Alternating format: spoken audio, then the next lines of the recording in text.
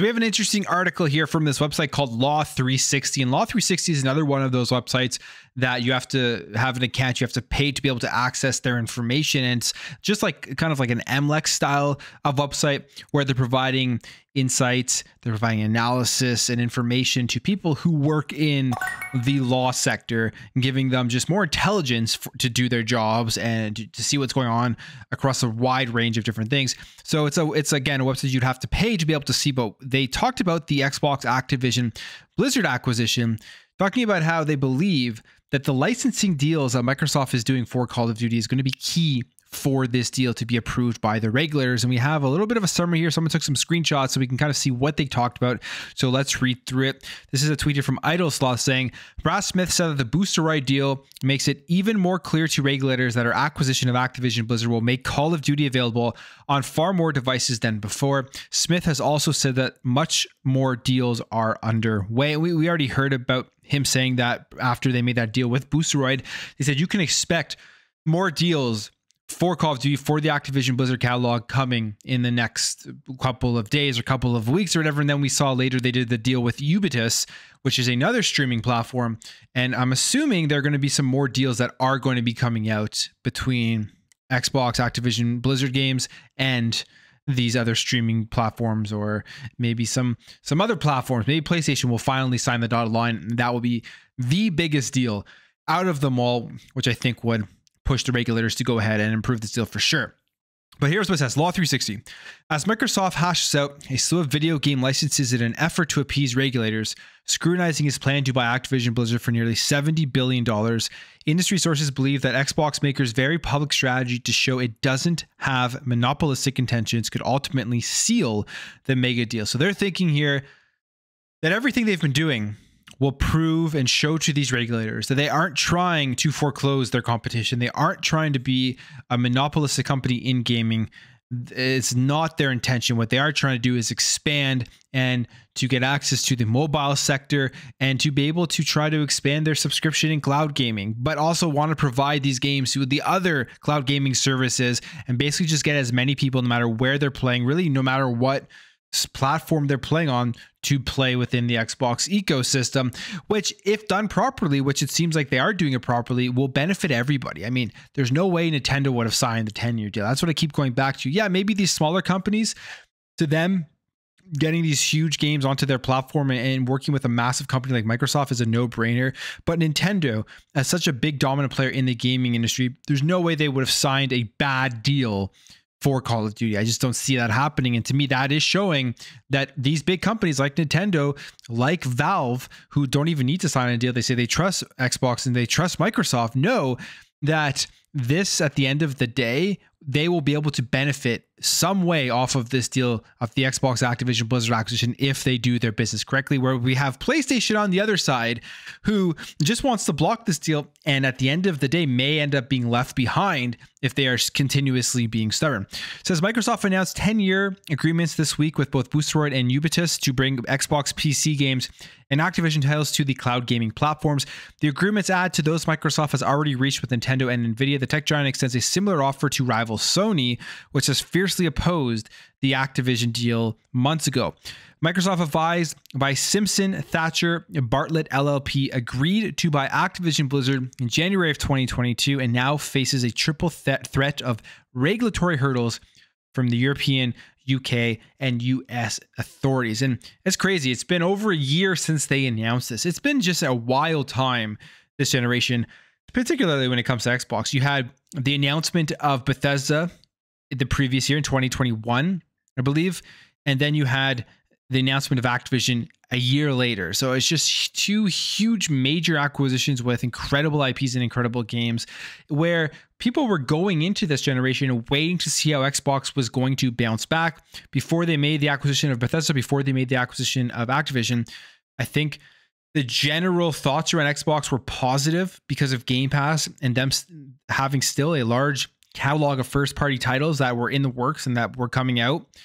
Going into that service day one, people were still pretty excited for the platform. The Series X did very well at launch.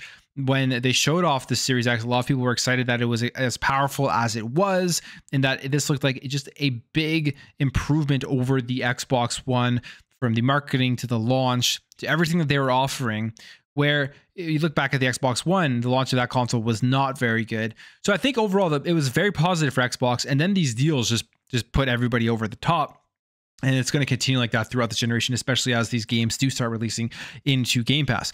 It continues here and says, but it will be difficult for any of the regulators who successfully oppose the Activision deal, as their arguments about Microsoft monopolizing Activision titles are losing steam in the wake of licensing deals Microsoft has announced, some attorneys and industry sources believe. So industry sources, attorneys are believing these licensing deals are what's going to put this deal through. It's going to put it over the top, even though we've seen PlayStation coming out and saying, this licensing deal will end us. We'll end our PlayStation Plus service, which, I mean, we've talked about this multiple times. If that's the case, to me, all that is saying PlayStation has done bad business. Like, if they've set up their entire industry to rest on Call of Duty, or their entire company to rest on Call of Duty, that's on them. That's on them at the end of the day, because you wouldn't see that, I think, with any other platform. I mean, you have Nintendo that hasn't had Call of Duty since the Wii U, and look how successful Nintendo has been. Continues here and says, Redmond, Washington headquartered Microsoft is looking to assuage regulators' fears the deal would give the company monopoly power over Activision's games, particularly the hit series Call of Duty, which is the key title under regulatory scrutiny. Microsoft is being very aggressive and proactive in demonstrating that its competition will have access to this very popular game, says Michael Rhino-Wasir. No, I have no idea if that's how you say it. Founder and president of legal industry consultancy BTI Consulting Group, they are trying to send a message that they're not being anti-competitive, that others can use and benefit from the game, which is exactly what we just talked about. These other companies are smart making these deals because they're seeing that Microsoft is in kind of a bad spot in terms of how the regulators are looking at them. So it's now their chance to make a great deal for themselves that they will be able to benefit at the end of the day. Yes, Xbox is going to benefit the most, but if you're a smart company out there, this is $1 trillion company, you make a good deal to work with them, everybody wins in the industry. Everybody wins with Call of Duty. So these companies are jumping into it, which is a good move. Microsoft President Brad Smith said in a statement Tuesday that the booster rate deal makes it even more clear to regulators that our acquisition of Activision Blizzard will make Call of Duty available on far more devices than before. Smith has also said that more such deals are underway, which we'll see what comes out of that after the Ubisoft deal. The agreement reached so far means that the popular franchises such as Call of Duty will surpass more than 150 million additional players and make games built by Xbox Game Studios, Bethesda, Activision Blizzard playable on multiple cloud gaming services and subscriptions. Microsoft said currently Call of Duty is available to play on PlayStation, Xbox, Windows, PC. And it's funny that 150 million you had, I think it was GameIndustry.biz, Christopher Dring, asking, where is that coming from? The head of GameIndustry.biz, who, I mean, they specifically focus on the business side of things, had to be shown where the 150 million number has come from. Yeah, now obviously not all 150 million of these additional players or these additional devices or opportunities to play this game are going to be playing Call of Duty. It's not going to be 150 million, but there is that opportunity that is there based off of the amount of devices that are out in the wild right now. After Microsoft officially offered remedies to European regulators Friday, the new tentative deadline for European Union authorities to rule is May 22nd, which we know that got pushed to May 22nd, was previously at the end of April, while the UK's Competition and Markets Authority is set to decide by April 26th. Weil, Gostel, and Manges LLP is serving as Microsoft's lead global antitrust counsel. I wonder, who knows, like if this is even possible, I'm not sure, but if that April 26th date will also get pushed to the end of May and again lined back up with the EU's decision. That will be something interesting to see because the EU's date and the CMA's date were one day apart previously, and one of them actually got pushed closer to the other. Analysts were saying that was because they're potentially lining up their decisions to be very similar. And then we saw some other stuff coming out where you had some analysts saying that the CMA may diverge from what the European Commission is going to decide. So we don't know, but we'll see if that date does get moved. Henry Sue, a litigation partner with Bradley, Arant, Bolt, and Cummings, LLP, who focus on antitrust issues called the licensing remedies, a good thing, both for market competition and for Microsoft, which will cash in on the agreements as it looks to fund the massive Activision acquisition. So everyone here, all of these analysts, all of these lawyers from all of these companies are saying that these licensing deals are good for the industry. It's a good thing that they are doing, and it will alleviate a lot of these antitrust issues. The only company right now that sees that 10-year deal as bad is PlayStation. And it really makes you think, what is their end game here? When most of the news now seems to be pretty positive with these licensing deals, and a lot of people are pointing to that's what's going to push the steel over the top and get these companies or get these regulators to approve it. When is PlayStation going to give in, or are they going to literally try to stop this to the very end? And if they are trying to stop this to the very end, even if the majority of people are saying that these deals are good, help the industry, and this is going to make the deal go through, you have to really wonder if what they are saying about Call of Duty being that pillar for the company, the truth in it. Like, maybe it is as true as they are saying it. Maybe it really is that pillar, and they are terrified as to what could come next. Goes on here and says, Microsoft is saying we'll continue to broadly license these titles, but at the same time, this content is going to help us. Sue said, he said, regulators will be closely examining whether the behavioral remedies are comprehensive enough to address all these scenarios that could come up. But the deals with big names like Nintendo and Nvidia, and with similar olive branch extended to Sony regulators, including the Federal Trade Commission, could feel increasingly backed into a corner. While EU and UK regulators are only viewing the transactions so far, the FTC took steps in December to block it. As Nintendo, Nvidia, and others ink deals to maintain access to the Activision catalog, it gets harder for the FTC to show that there's a real risk that Microsoft will use the catalog to squelch competition either in the market for game consoles or the market for game subscription services, Paul Swanson, a commercial litigation partner at Holland and Hart LLP, said in an email. So it's another analyst, lawyer from Holland and Hart LLP saying here that the deal is going to be hard for these regulators to try to make it look like Xbox and Microsoft are doing this to kill competition, to be anti-competitive, and to foreclose their rivals. Kurt Ma, corporate partner at Brian Cave, Leiden, Paisner LLP, agreed and said he expects the licensing measures to help appease all three regulators. He suggested the less stringent EU and UK stances haven't been surprising given the current political and economic climate, and that the ultimate test will lie in Microsoft's battle with the FTC. And we're hearing things about a lot of people leaving the FTC because of Lena Khan.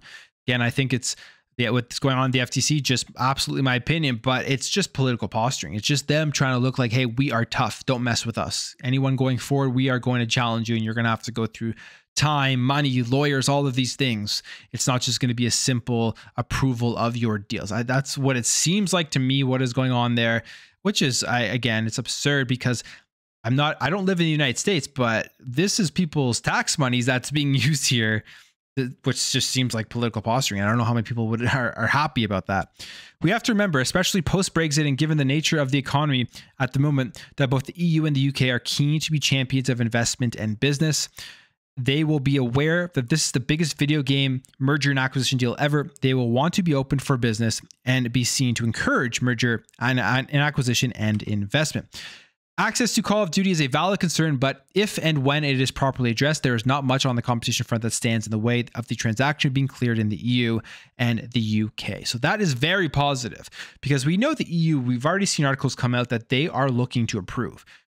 The UK, on the other hand, we haven't seen as much positivity. There is definitely some concern on the UK potentially blocking these deals if there are no structural remedies that are inputted, which would be selling off parts of the deal, selling off Activision, selling off Blizzard or whatever. And we know Microsoft does not want to do that. But this guy here seems to think it's positive all around, both in the EU and the UK. But Moss said the situation in the US is more delicate amid a virtual standoff between Microsoft and the FTC. If the EU and the UK approve the deal, Microsoft will be pulling out all the stops to resolve the situation with the FTC. There may be a bit of a domino effect with so much scrutiny. You may not want to be the last regulator standing. And I've said this in videos previously. If the EU and the UK approve this deal, I would be surprised if the FTC still stands tough on going to court dog second. They're probably just going to go ahead and make a deal with Microsoft with the same remedies, because if these other two massive regulatory bodies are saying these remedies are enough to destroy any problems that we potentially saw happening in terms of anti-competitiveness, the FTC will probably go along the lines and say, we will accept those remedies too. That's my guess as to what will happen. At the same time, Sony continues to furiously object to the deal in its current form. The PlayStation maker told the UK's Competition and Markets Authority last month that Microsoft's proposal to offer long-term contracts to rival gaming platforms wasn't enough to address competition concerns. Behavioral remedies are unsuited to this case because of the lever they should give Microsoft over PlayStation and the difficulty that CMA would encounter in specifying, monitoring, policing, and enforcing any behavioral commitment, which we know they've already talked about getting a third party to enforce the commitments that they make, and that the CMA would have the final call if there are any disputes that come up, or if anything happens where the third party is looking at the deal and some stuff isn't getting enforced. We know that they're going to go to the CMA and they're going to have to come to a decision as to what needs to be done. Only stopping or restructuring the deal would prevent the potential harm to the gaming market, Sony argued. In December, Microsoft Smith said that the company had offered Sony a 10-year contract to make each new release of the Call of Duty available on Sony's PlayStation console at the same time as Xbox. Sony has reportedly rejected the offers. But if Sony has indeed rejected Microsoft's offer, the FTC risks looking like it's simply siding with one competitor over another, not preserving competition. And that's a huge point, massive point. Sony is the only company right now rejecting this offer. All of these other companies are saying this is a good offer. This is not only going to be good for Call of Duty and for the consumers, but this will keep us competitive. This will help us. These are good deals for us. There's only one company out of all of these companies right now that is against this offer, against this deal, and that is Sony. So if any of these regulators do block this deal outright, it is going to look very, very bad. It is going to look like they are only looking out for the interest of Sony, even if they have valid reasons for trying to block this deal.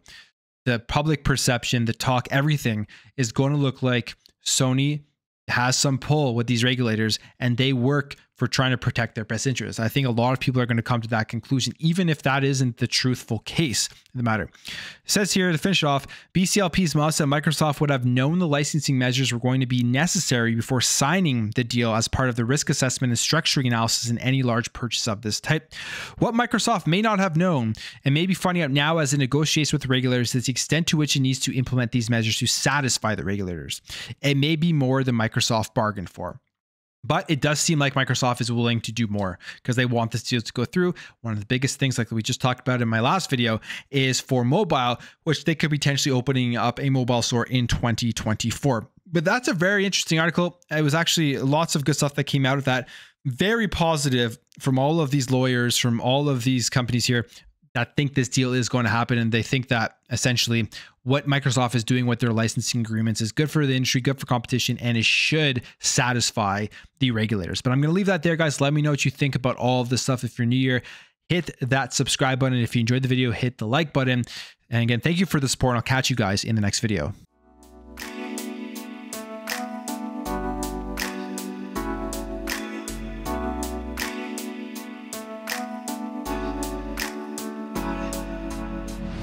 Bye.